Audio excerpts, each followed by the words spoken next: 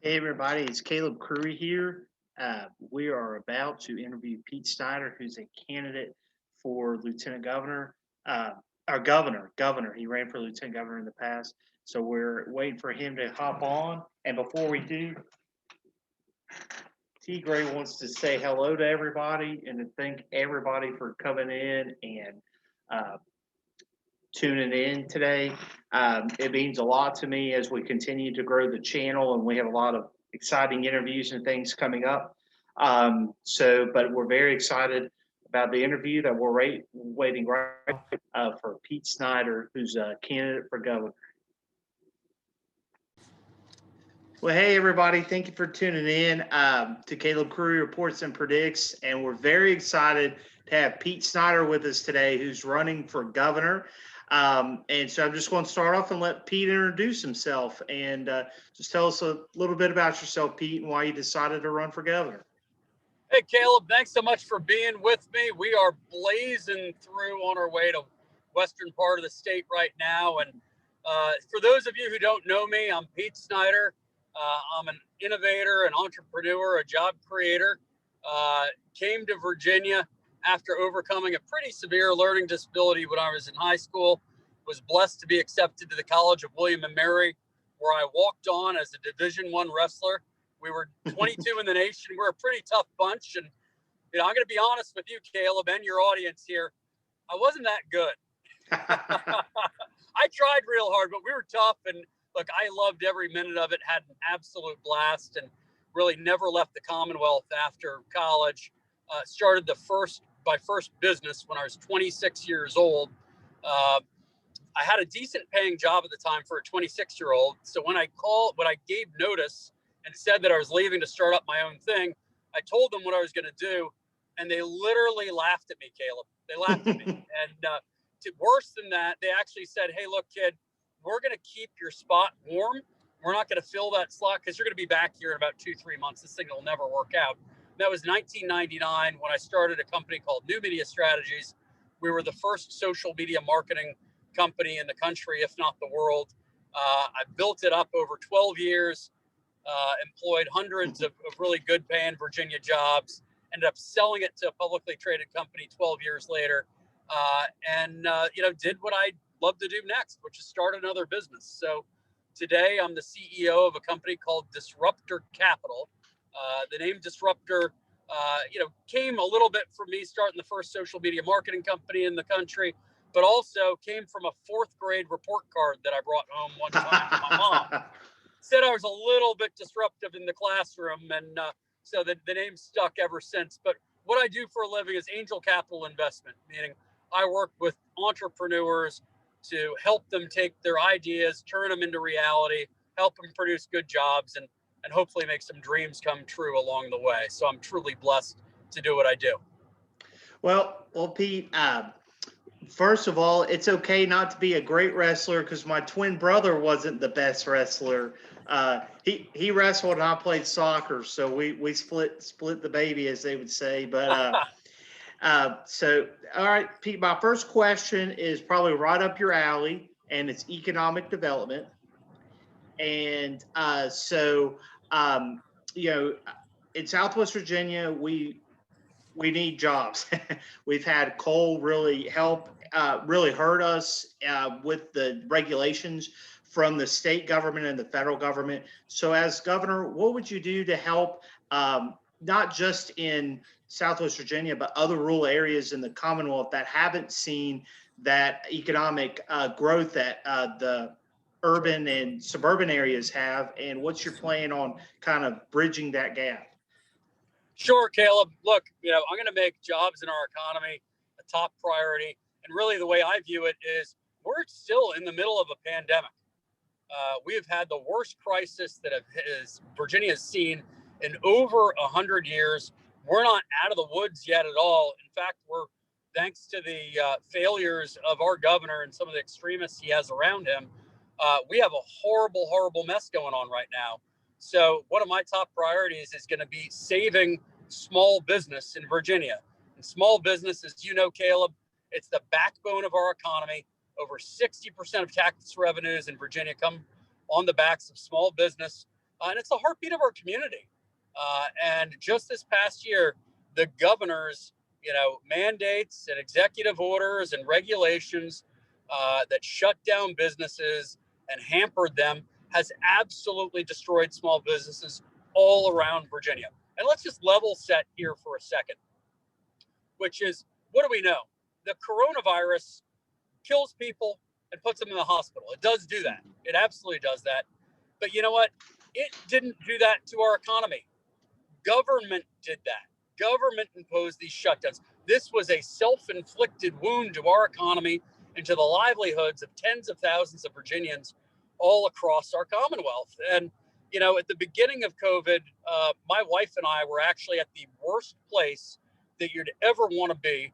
Caleb, I bet you and a lot of your viewers actually know exactly where you were when you learned the news that stuff was going down and, oh my gosh, this thing is serious and our economies and our lives are shutting down right now. I bet that I was in a worse place than you were. Where do you remember where you were, Caleb?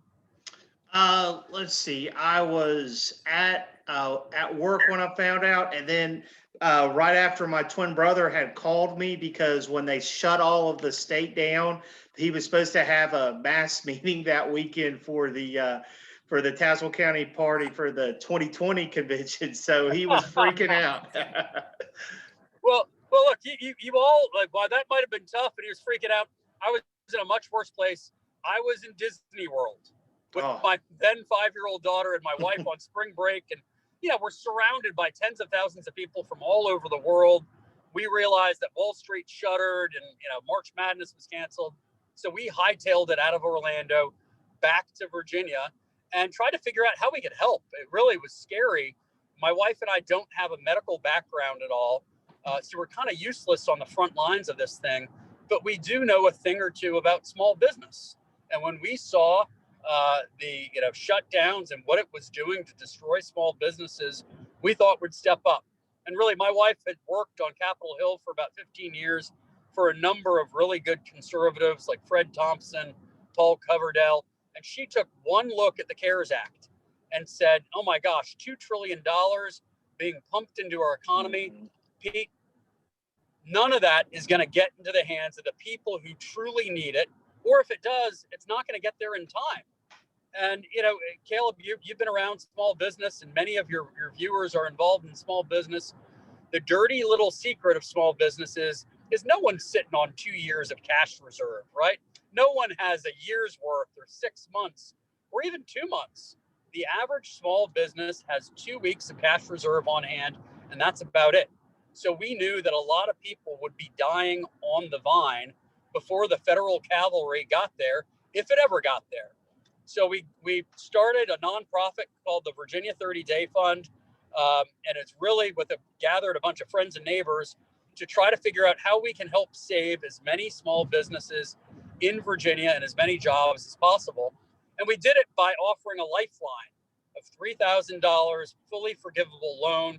Think about it as a grant so that people could keep paying payroll or pay their rent or keep the lights on so that they could survive this whole mess. And, when you're dumb enough to name your nonprofit the 30-Day Fund, you probably think you're only needed for 30 days or 45 days. And, then things will be back to normal. Whatever happened to that whole, 15 days and we'll flatten the curve. I mean, whatever happened to that? It is 11 months later, but I'm proud to say that we have helped fund over 900 small businesses all around the Commonwealth, many of which are in Southwest Virginia, and just help people keep their doors open and stay alive during this time. So, in the coming weeks, we'll fund over 1,100. And not only that, but because I have a tech background, we open sourced what we do so that people in other states, if they liked what we were doing, we would let them fall under our 501c3 nonprofit status.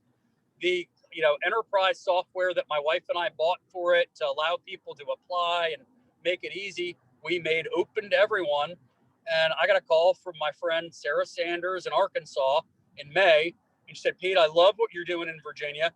My people in Arkansas need help. Can you help me?" And we got her going, and Sarah went guns a blazing and helped out hundreds of small businesses in Arkansas. Then we had friends do it in Mississippi and Pennsylvania and New Jersey and Georgia. And, this is just an example of when some Virginians get together and have an idea and they work together, good things happen for the rest of America. And that's, really what we've done all of this, in the 300 plus years, 400 plus years that Virginia has been around, 400 since Jamestown. Good things have truly happened. Not only that, I don't know, Caleb, if you know a guy by the name of Dave Portnoy, or if any of the folks in your audience know Barstool Sports. Oh, yeah. Barstool I've heard of the Barstool Fund. Well, Dave, look, I like to believe that I am a champion for small business, and I think I am. But no one in the country has done a better job than Dave Portnoy in articulating the plight of small business owners all year long last year. And finally, Dave had enough. He went on Tucker Carlson, opened up his mouth and said, you know what, I'm going to put my money where my mouth is. I'm going to start a fund to help small business. He got flooded with applications, flooded with money. And about 12 hours later, his parent company called us up and said, hey, Pete, we don't, you don't know us, but we've been watching you and what you all have been doing with 30 Day. No one's doing it better in America. Can we partner with you? So I'm proud to say that with the work we've done across a lot of states and in Virginia, we've raised more than $45 million for small businesses. Every single cent goes to those in need. We're a zero overhead operation. My wife and I cover the costs there. So why did I share that story, Caleb? It's to give you a window on how I would operate as governor. Yeah. I didn't get a blue ribbon panel that would study it for a couple months or hire a marketing firm to do research on what was needed or hire a lobbyist. We're Virginians with an idea that rolled up our sleeves and got it done when it needed doing. And that's what I'm going to do as governor. We didn't ask people who needed help if they were Democrat, Republican, or independent. We didn't ask people who gave money what their political affiliation was. There were people and Virginians in need, and we rolled up our sleeves and got the job done. So that's what when I say I'm going to help save small business, that's exactly what I'm going to do in Virginia. And your work there has been tremendous. I've heard a lot about your work in that, and it's been very good. And so my next question is a very dear topic to me and to my family, and that's the issue of life. I as a baby, I was like a normal twin. I was born prematurely, and they didn't think I was going to make it. And I did make it, obviously, and are doing very well. But my twin and I didn't have, but we were born very early, and we had some cousins that were born even earlier. And now under some of these radical proposals, by the time I was born, I could have been aborted.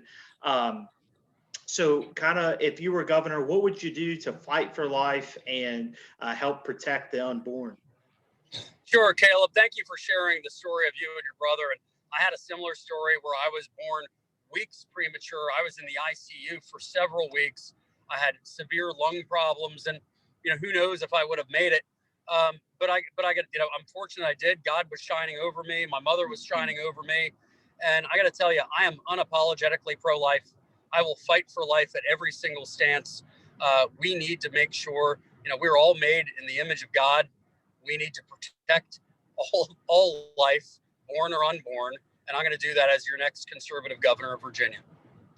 All right, Pete. And then my final question it's the closing, but it's kind of two questions in one. So the question in closing is if there's anything else you want to add, and then the kind of added question I throw in there is, could you kind of give us a little idea of what your idea is to unify the party, and once you get if you get the nomination and defeat the Democrats in November? Certainly. Well, look, any other things I want to talk about? I mean, you haven't asked me about the pig rig and barbecue. Yeah. I don't know if some of your viewers may know this, but an oddball fact about me is that I am a world certified barbecue judge. What that means, I'm not quite sure, but I married a girl from Memphis, Tennessee, brought her to Virginia.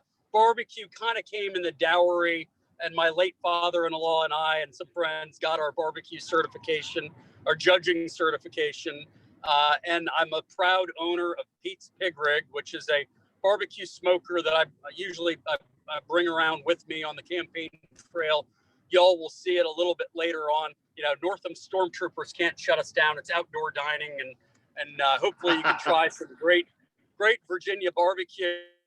As it comes to the party, I've been really blessed, to have a lot of deep relationships all across Virginia.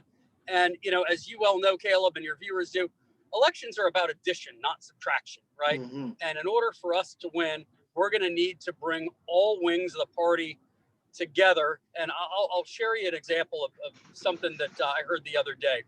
You and I both have a good friend in Jack Morgan. Yep. And I love Jack Morgan. And I got to tell you, Jack, who is that guy? This is T. Gray. What's your cat's name? T. Gray. T. Gray. How are you, Bubba?